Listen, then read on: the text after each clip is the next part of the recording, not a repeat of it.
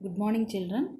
My name is Zanita, working as BSCRT in Sattanapalli, Guntur district. How are you all, children? I hope you are doing good. In this pandemic situation, be safe, wear a mask, maintain a distance, use sanitizer, and also educate your neighbors. As being a science student, it's your responsibility. Our today's topic is 8th class biology, first chapter, what is science. In this lesson, you will learn about what is science, what is scientific method, what are the steps involved in scientific process, what are the rules to follow in a science lab. Okay, let us discuss about science. Children, do you know the word science derived from which language? Okay, I will tell.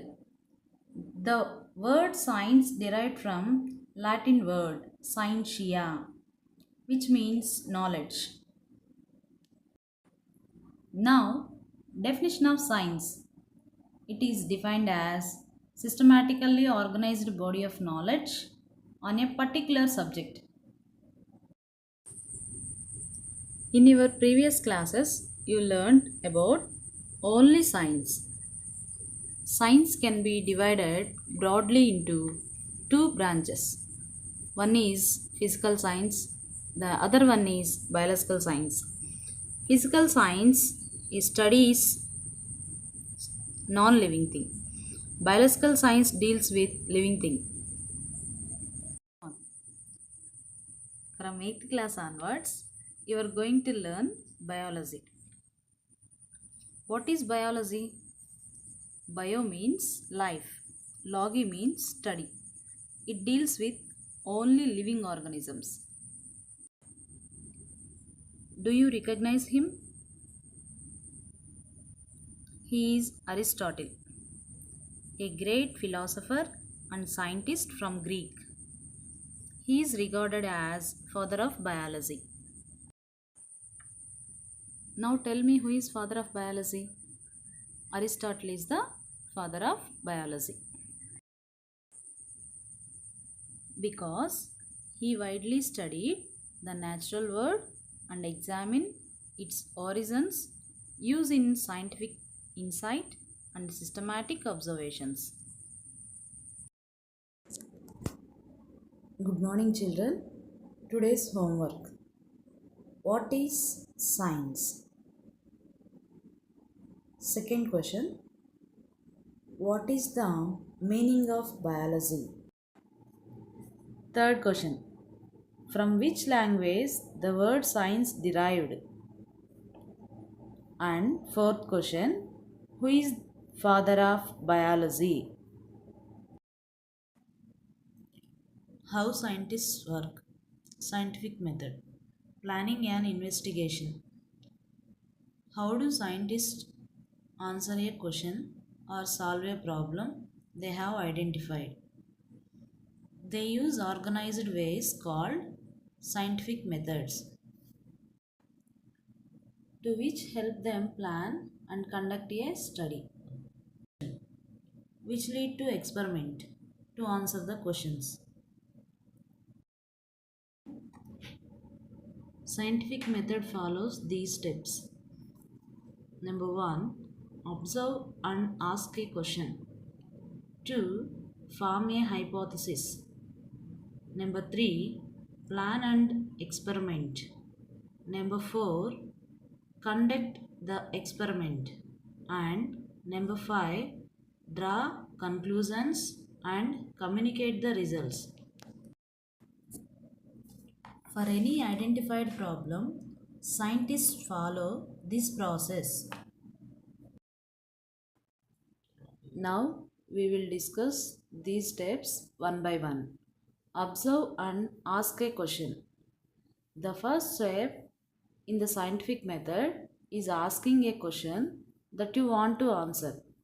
This question will include one of the key starters, which are how, what, when, why, where, who, or which.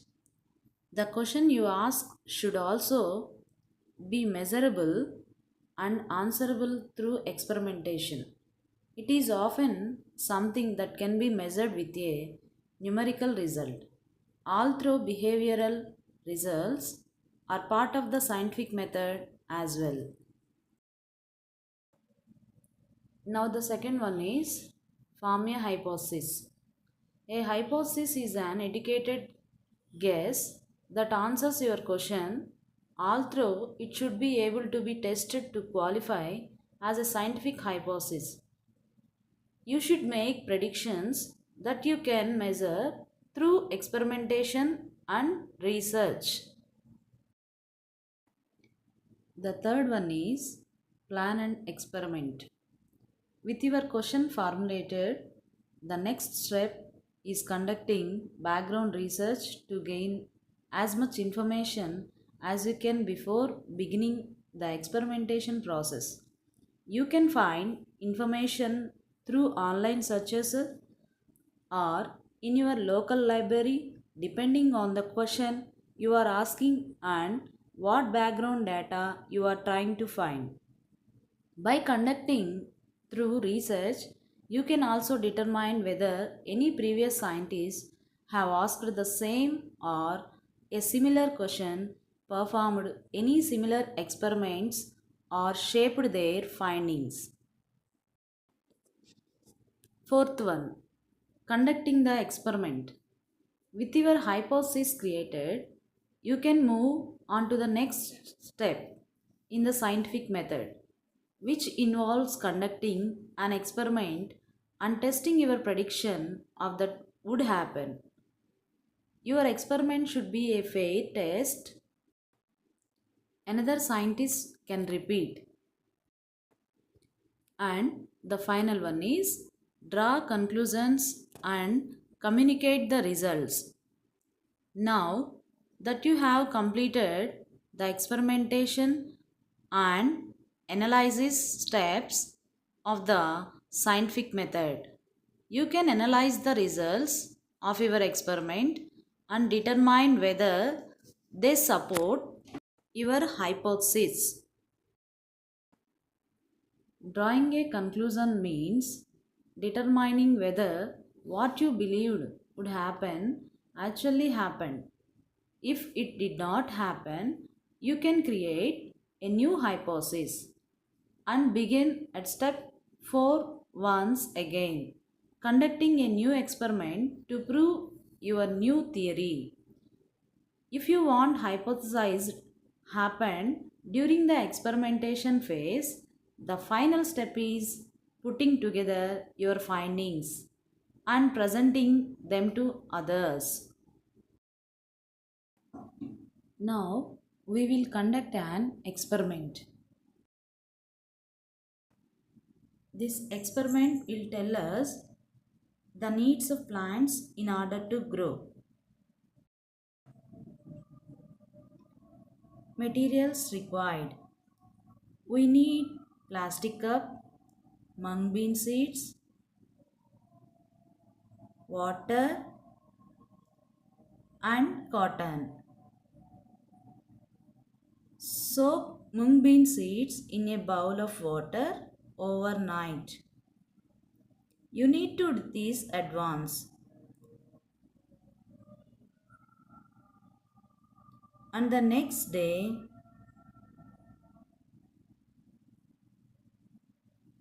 the mung bean seeds will look like this. Label your cups A, B,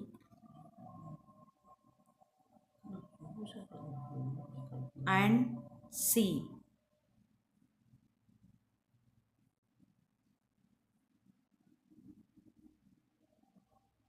You need to put cotton in each cups.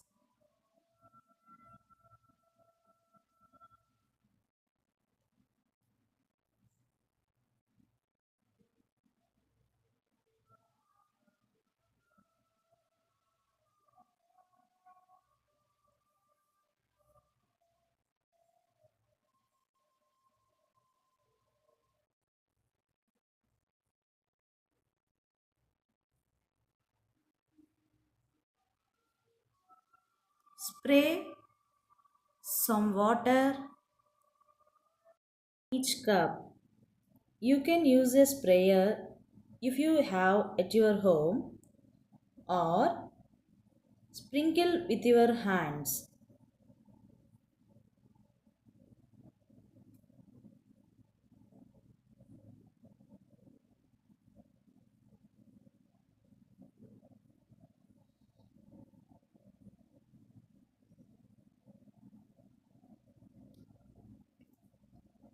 Number 5.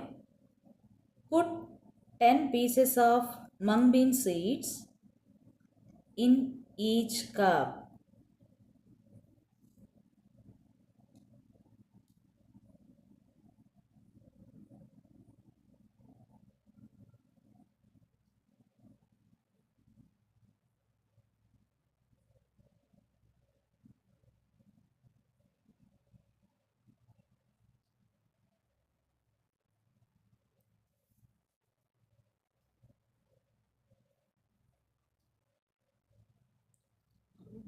Now, place cup A outside the house. Water it every day.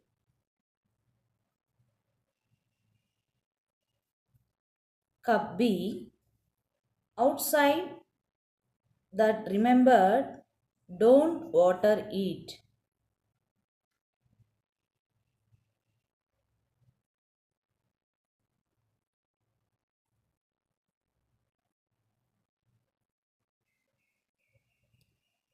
Place cup C inside your house. Water it every day. Observe your plants for 5 days. These are my plants A and B and C. On day 2, today is day 3.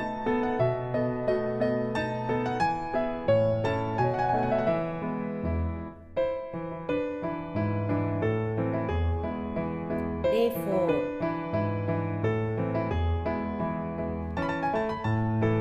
Let's place it our plants A, B and C.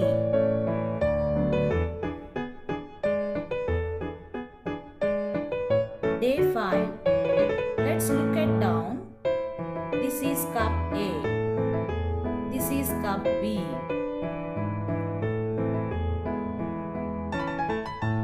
Look at the plants ready to dry. And this is cup C. For this experiment, I want to keep it some questions that you can think about. What can you say about cup A?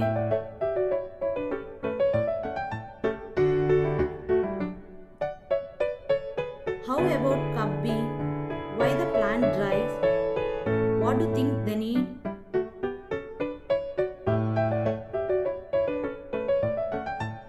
How about cup C? Why the plants like green in color? What do you think they need? What do plants need in order to survive? Plants need air, sunlight, space to grow, water and nutrients.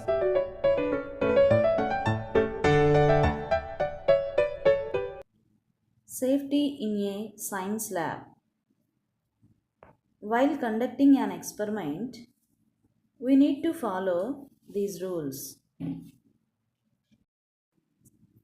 Rule 1. Always conduct experiments with adult supervision. Rule 2.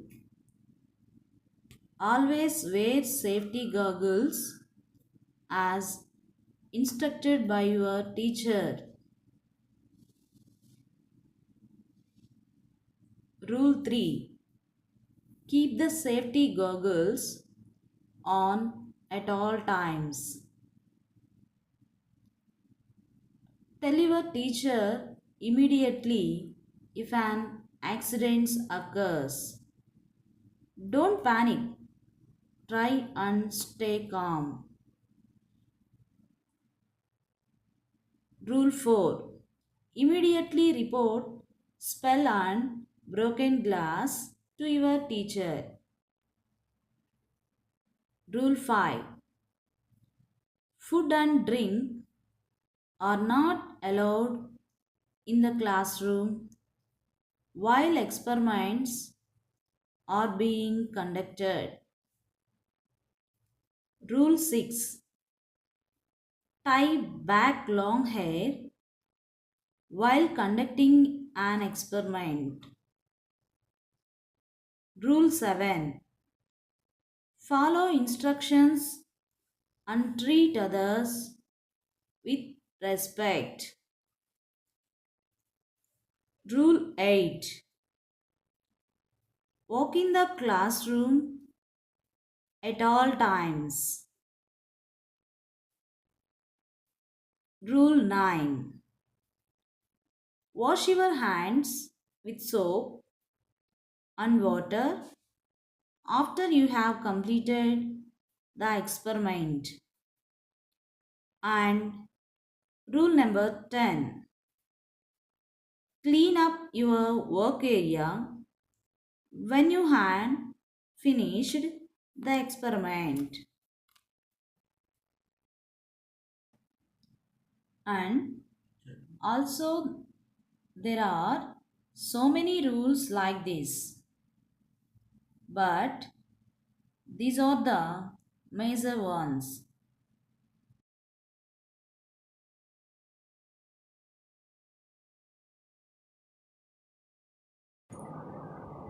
In this chapter, you will learn what is cell and its definition. Who invented the microscope? The next one, cell shape, size and function of the cell. The other one is, what are the differences between a plant cell and an animal cell? Cell. The cell from Latin cella, meaning small room, is the basic structural, functional, and biological unit of all known organisms. Cells are the smallest units of life and hence are often referred to as the building blocks of life. The study of cells is called cell biology, cellular biology, or cytology. Cells are look like this.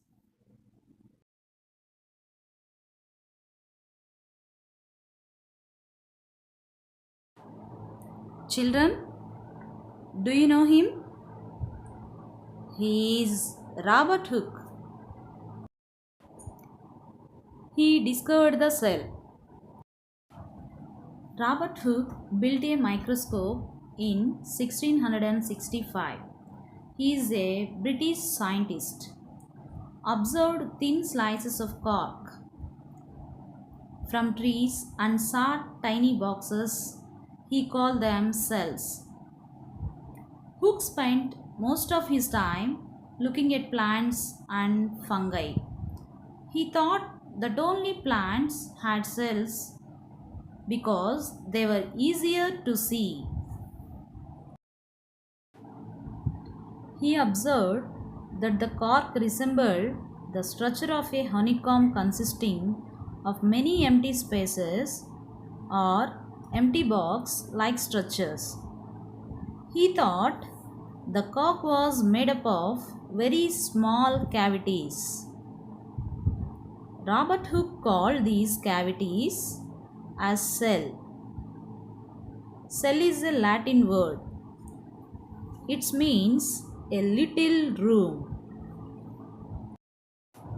Now we will discuss about cells in organisms, cell number, shape and size. Recently it is estimated that Earth is home to 1 to 6 billion kinds of organisms. But if we look at all these organisms, you realize that they can basically two kinds. Those are visible to the human eye, those are visible only through microscope. That means we need a microscope to see the organisms. Then, now, within the tiny microscopic organisms, there are some that made up of just one cell, like the amoeba. We call these kinds of microorganisms unicellular organisms. Uni means single. Amoeba have a single cell organism.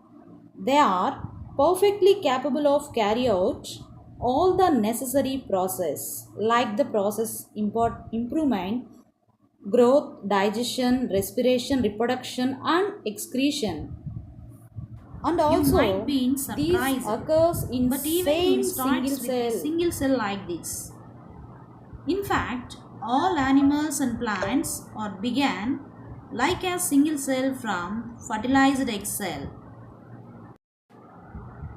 But how did we get from single cell to what we are now? Over time, the single cell divided again and again and till it made many cells. Organisms made of many cells are called multicellular organisms. Multi means many. Human beings, plants and animals are examples of multicellular organisms. How many cells exactly do multicellular organisms have? Do all multicellular organisms have the same number of cells? No. The number of cells in multicellular organisms hugely proportional to its body size. This means that the bigger the animal, the more will be the cell number. Shapes of the cells within multicellular organisms are also varies.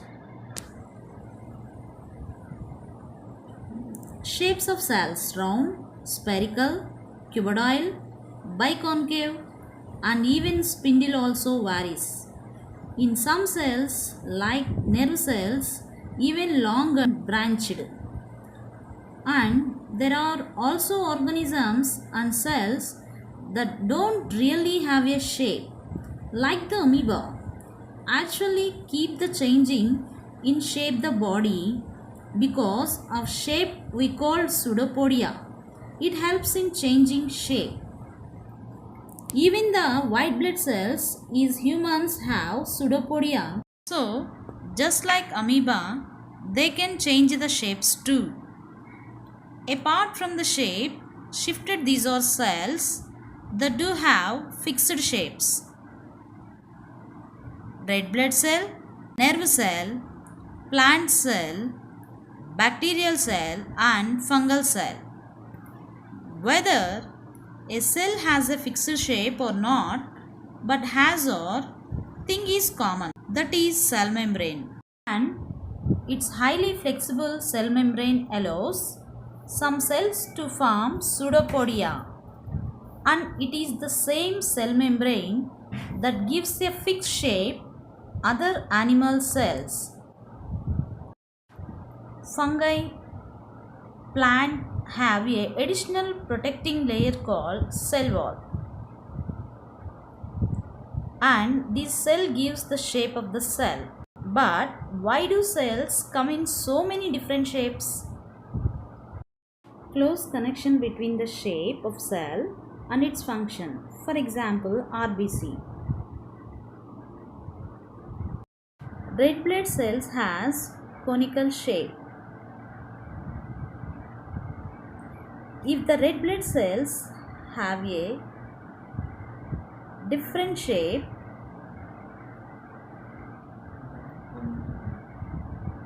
it can't pass through the tiny blood vessels and the nerve cell are long and branched. Then only it will perform their duty.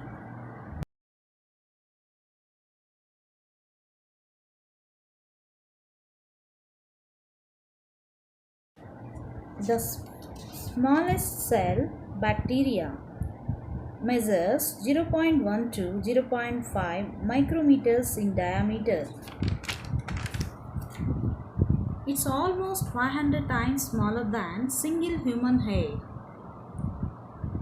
Largest cell, ostrich egg. Largest cell is 8 centimeters in diameter.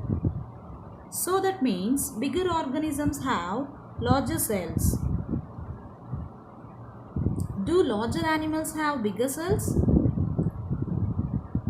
For example, mice and elephant larger cells than amount seems so. Largest organisms don't have bigger cells. We just have more cells than smaller organisms.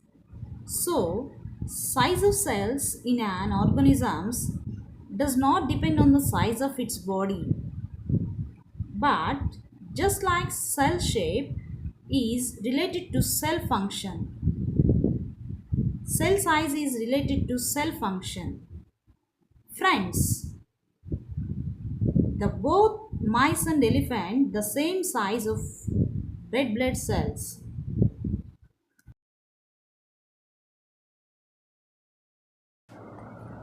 Recap. Organisms can be made of a single cell or multiple cells. If an organism is made of a single cell, it is called a unicellular organism. If an organism is made of more than one cell, it is called a multicellular organism. Humans, plants and animals are made of millions to trillions of cells. There is a direct correlation between the body size of an organism and the number of cells it contains. Cells come in many different shapes. The cell membrane or cell wall is what determines the shape of the cell. The shape of the cell is related to the function of the cell. Cells come in different sizes.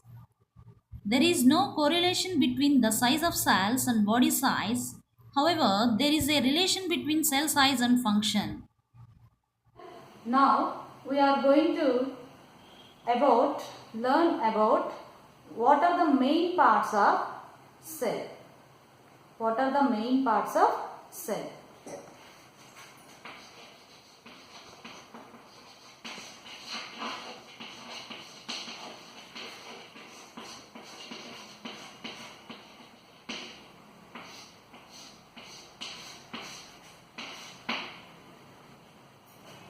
Main parts of cell.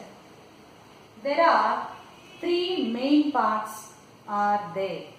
There are three main parts. One is cell membrane. One is cell membrane.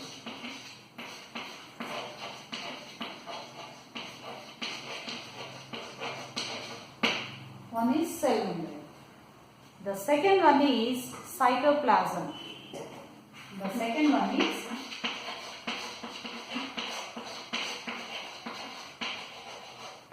cytoplasm. And the third one is nucleus. The third one is nucleus.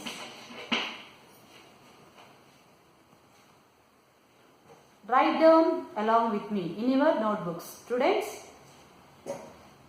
cell has three main parts. One is cell membrane, second one is cytoplasm, and third one is nucleus. Now, how to draw a plant cell and animal cell? You have to draw along with me in your notebooks. Now, I draw plant cell on the board.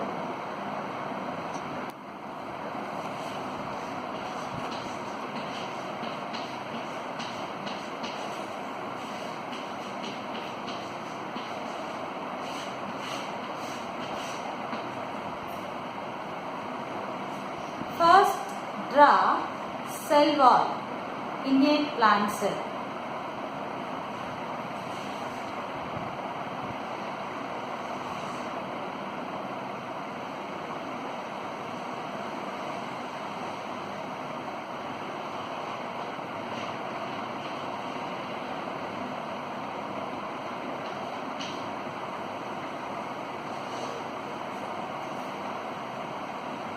Draw cell wall. This is cell wall.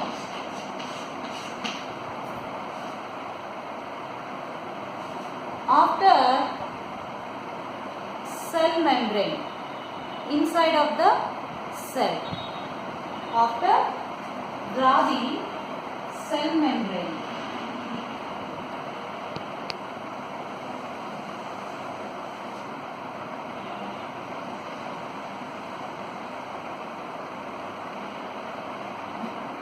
Inside of the cell.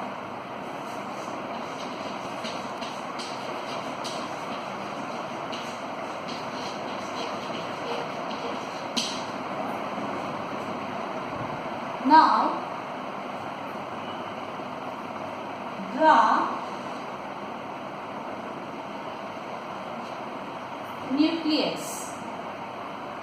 This is nucleus. Now, draw nucleus.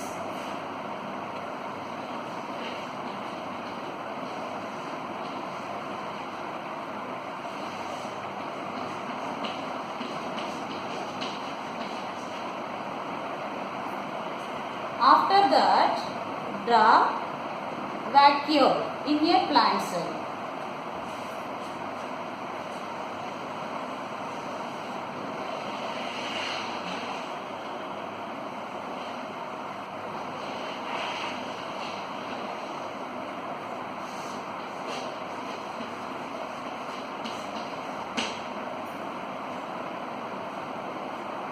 Now, draw chloroplast.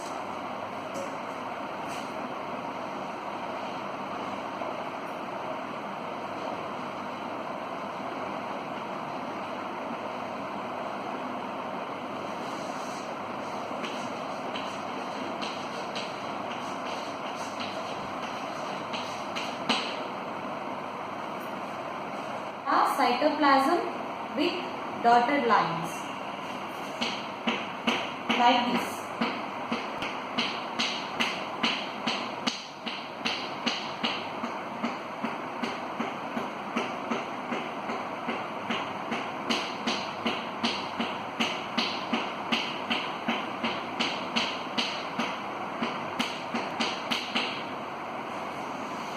This is cytoplasm. This is cytoplasm. Already I told cell has three main parts. What are the parts? One is cell membrane. Other one is, now I will tell again how to draw plant cell. First, draw cell wall. First, draw cell wall.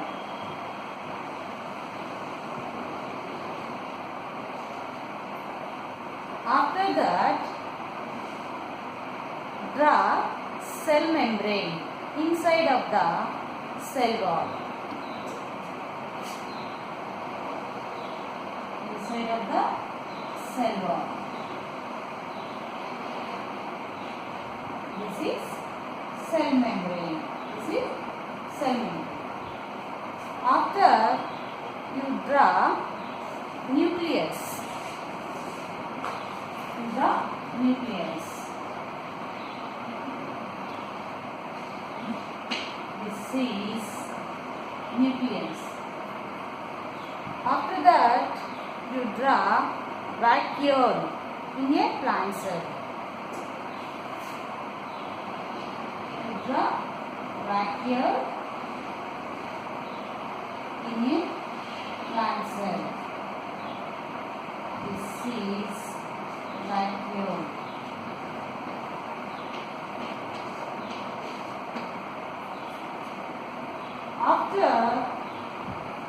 draw chloroplast. After you draw chloroplast. This is chloroplast. I already told you children, cell has three main parts. What are the parts? One is cell membrane, other one is cytoplasm, the third one is nucleus. These are all main parts in a plant cell. How to draw animal cell?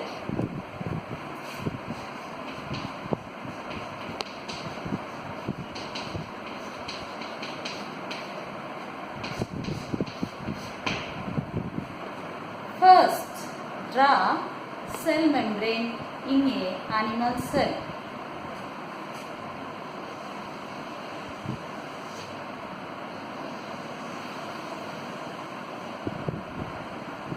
First, draw cell membrane in a animal cell.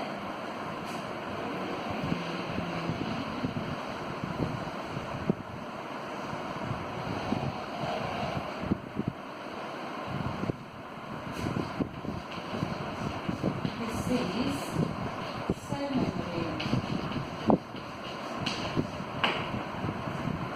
After that, draw nucleus.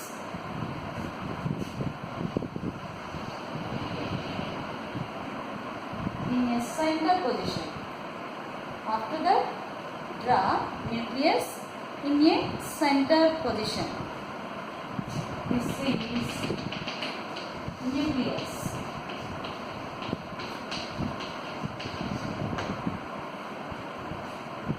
Now, draw cytoplasm with dotted lines like this. Draw cytoplasm with dotted lines.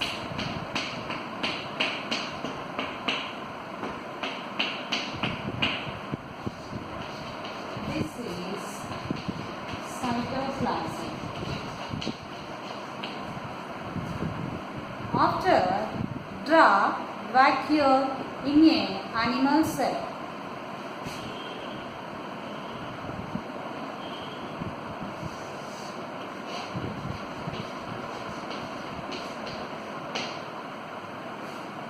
Children, this is plant cell, this is animal cell. Children, what are the difference between plant cell and animal cell? What are the difference between plant cell and animal cell? Do you see? Plant cell has cell wall. Plant cell has cell wall. There is no cell wall in a animal cell. There is no cell wall in a animal cell. That is the main difference of plant cell and animal cell.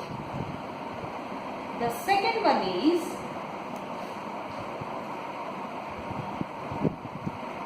nucleus. The second one is nucleus. Nucleus will be located plant cell inside of the cell. Children, today's homework. Draw a neat diagram of plant cell and animal cell and label its parts. Second question. Write the differences between a plant cell and an animal cell. Please write down in your notebooks. Okay. He is Antony van Leeuwenhoek. Antony van Leeuwenhoek in 1674 was the first human to see living bodies like bacteria,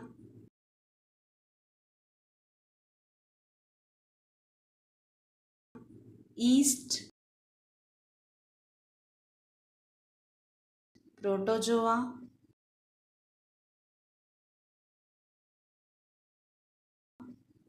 red blood cell, and the teeming life in a drop of water. He prepared several types of magnifying glasses and used his lenses to study about both living and non-living things using under microscope. Observing cell in a onion peel.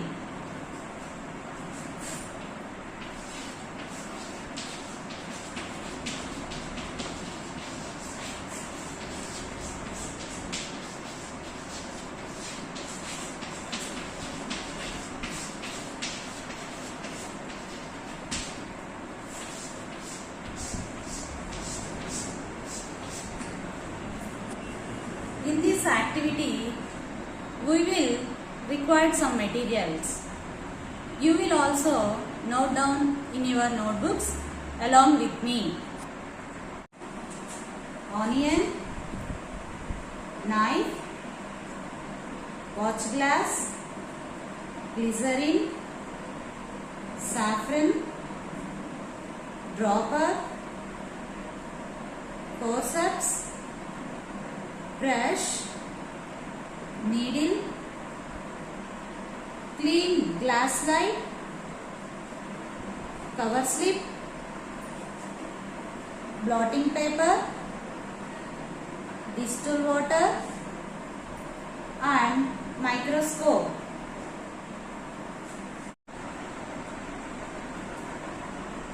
Take one onion, peel an onion with knife.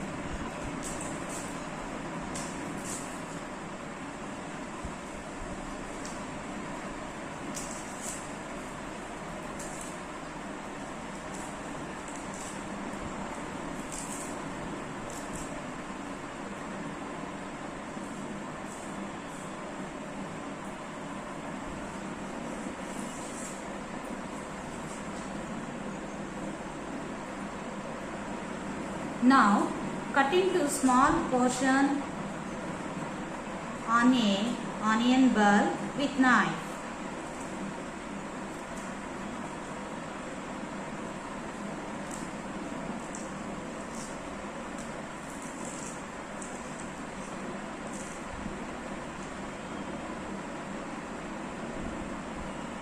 Take a piece of onion,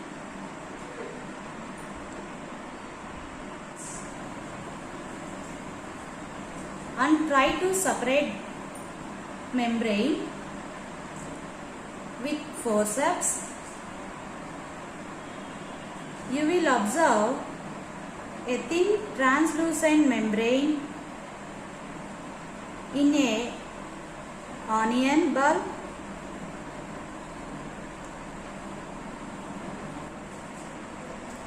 To put on a water in it.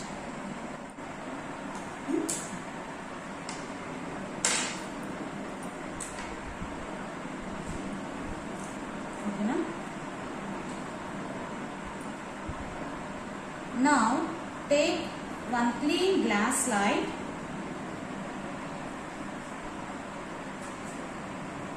put on it 1 or 2 drops of the water on the slide.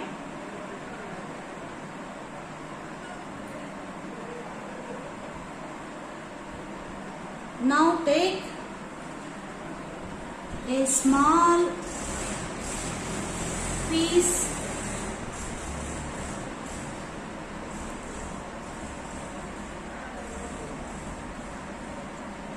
small piece of membrane with the help of brush. Now put membrane on the slide. Whenever put on the slide, the membrane not folded, spread it evenly.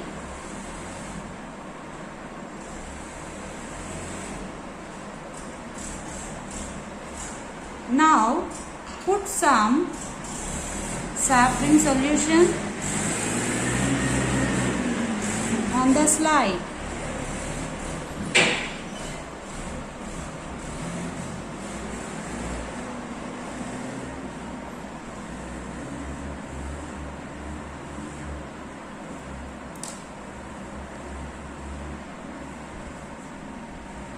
Now put on the table. Take one cover slip with the help of forceps.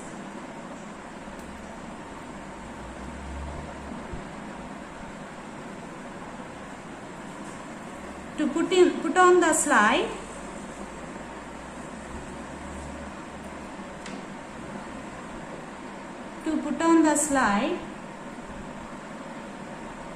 with the help of needle, gently.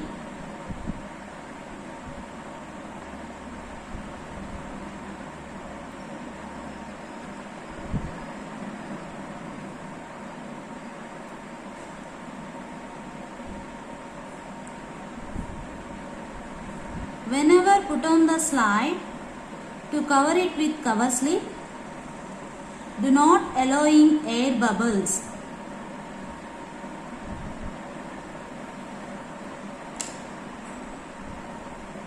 Now you will see on the slide, excess of water on the slide. You have to remove with this blotting paper.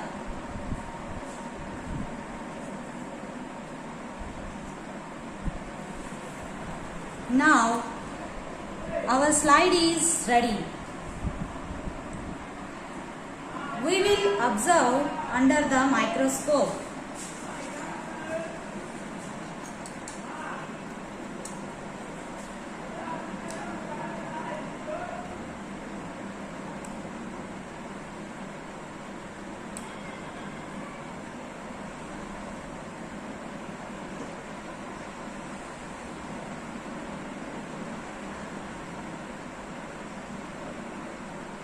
What you have to observe under the microscope?